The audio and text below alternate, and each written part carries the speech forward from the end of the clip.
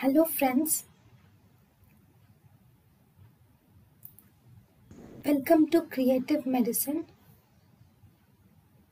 In this lecture, we will learn about Then we have retraction or dimpling of the skin.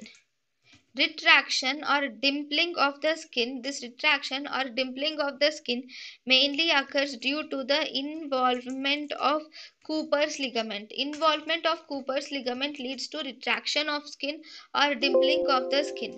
Then we have one more, which is retraction of nipples. Retraction of nipples are seen mainly due to the fibrosis in and around the dermal subareolar duct. Because of the fibrosis in and around the subareolar duct, retraction of nipples are seen. thank you and thank you for watching.